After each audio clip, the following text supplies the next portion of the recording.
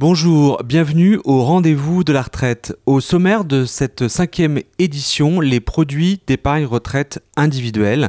Nous accueillerons Lionel Tourtier, le délégué général de Génération ERIC, un think tank, c'est-à-dire un laboratoire d'idées dédié à l'épargne retraite, qui va nous parler des avantages mais aussi des inconvénients de ces produits. Nous ferons également le point en fin d'émission sur les rachats de trimestre qui se révèlent particulièrement intéressants en cette période de déclaration d'impôt. Mais auparavant, commençons par l'actualité.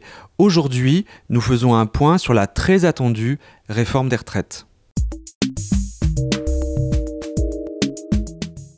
Lentement mais sûrement, la réforme des retraites est en train de se dessiner.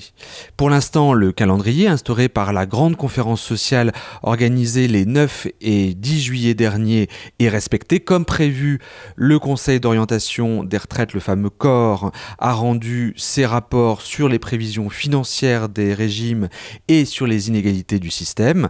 La commission pour l'avenir des retraites a été bien mis en place par le Premier ministre Jean-Marc Ayrault le 28 février dernier.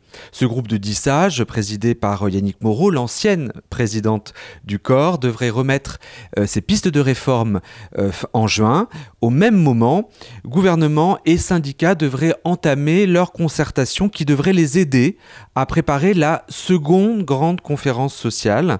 Cette dernière sera elle-même chargée de fixer les contours de la future loi sur les retraites prévue fin 2013. Le gouvernement semble vouloir accélérer ce processus puisque la seconde grande conférence sociale, qui était prévue à l'origine en juillet, pourrait avoir lieu en juin. Sans transition, notre dossier sur les produits d'épargne retraite individuelle.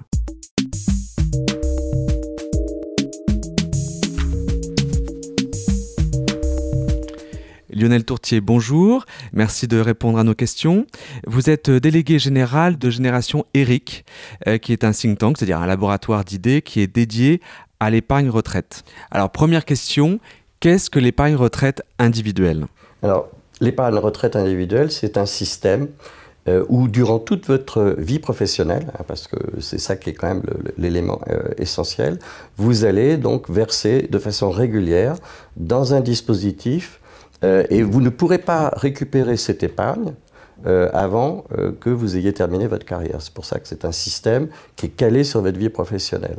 Et donc, à l'issue de votre carrière professionnelle, quand vous partez en retraite, le capital que vous avez constitué par cet effort régulier vous est servi soit en capital pour certains produits non assurantiels, soit sous forme de rente. Quels sont les différents types d'épargne retraite individuelle en France ? Le premier produit qui a été conçu en 2003, c'est le PERP, le plan d'épargne retraite populaire. C'est un contrat d'assurance vie, mais qui est ce qu'on appelle un produit tunnel, c'est-à-dire que vous versez normalement de façon régulière et vous ne pouvez avoir la disposition des sommes que vous avez épargnées que lorsque vous partez en retraite. Le second produit, ça s'adresse plutôt à une clientèle de commerçants, artisans, professions libérales, ce qu'on appelle le Madelin, et qui permet à des commerçants, des artisans ou des professions libérales de se constituer un volant de capitaux et également dans une optique de retraite avec des rentes. Après, pour les fonctionnaires, parce que vous voyez qu'on navigue un peu dans les statuts, on a des systèmes de type préfonds, qui lui a été créé alors encore plus antérieurement, à la demande d'ailleurs des partenaires sociaux. C'est un contrat d'assurance également, par points, et qui lui s'adresse à l'ensemble des fonctionnaires de façon volontaire. Quels sont les avantages et les inconvénients de ces produits ? Alors, les inconvénients, en fait, c'est que d'abord, il faut accepter d'avoir une épargne qui va être bloquée jusqu'à la fin de son contrat de travail. Ça, c'est le premier problème. Le deuxième problème, c'est qu'il faut absolument une régularité de flux. C'est-à-dire, il faut avoir un engagement d'épargne, une capacité d'épargne qui soit régulière. Parce que comme ce sont des dispositifs dont les fonds sont placés sur les marchés financiers, soit en obligations, soit en produits diversifiés, type actions, etc., il est clair que vous pouvez gérer les variations des marchés financiers si vous avez une régularité de flux. Ça, c'est la contrainte. C'est-à-dire qu'il faut accepter d'avoir une épargne qui n'est pas liquide. Il y a des avantages fiscaux, et là, ça dépend aussi de ce que vous avez comme niveau d'imposition.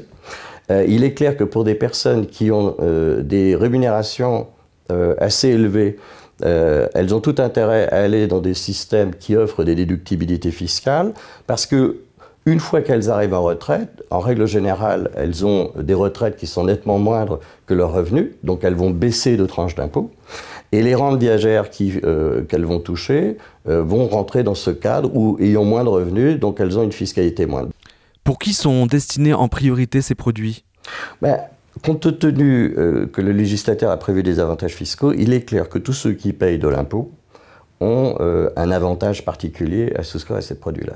Pour les commerçants, je pense que c'est encore plus important parce que là, on est dans un régime de bénéfices industriels et commerciaux, ou BNC, et donc vous pouvez déduire de vos bénéfices une quote-part de ces cotisations, et donc c'est intéressant. D'autant plus que les retraites des commerçants et des artisans sont entre 300 et 400 euros de moins par mois que les salariés du régime de base.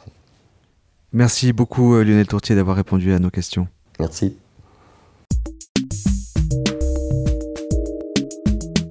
Mai est la période traditionnelle de la déclaration des impôts. C'est le moment de profiter d'un des derniers avantages fiscaux à avoir été maintenu, la déductibilité des rachats de trimestres. Depuis la loi Fillon de 2003, il est en effet possible de racheter des trimestres de cotisation au régime de retraite pour ceux qui n'ont pas pu cotiser ou insuffisamment. Peuvent être rachetés les années d'études supérieures sanctionnées par un diplôme, les périodes de chômage non indemnisées, les temps partiels et les petits boulots ne permettant pas de générer 4 trimestres de cotisation dans l'année. Le rachat doit intervenir bien sûr avant le départ en retraite, auprès de sa caisse de retraite. Cet avantage est particulièrement intéressant puisqu'il n'est pas plafonné. Or, un rachat coûte cher. En fonction de l'âge et des revenus, il peut atteindre jusqu'à 4 500 € selon les barèmes. Pour 2013, c'est autant à enlever sur sa feuille d'imposition. Les rendez-vous de la retraite, c'est terminé. Merci de nous avoir suivis et à bientôt pour la 6e émission.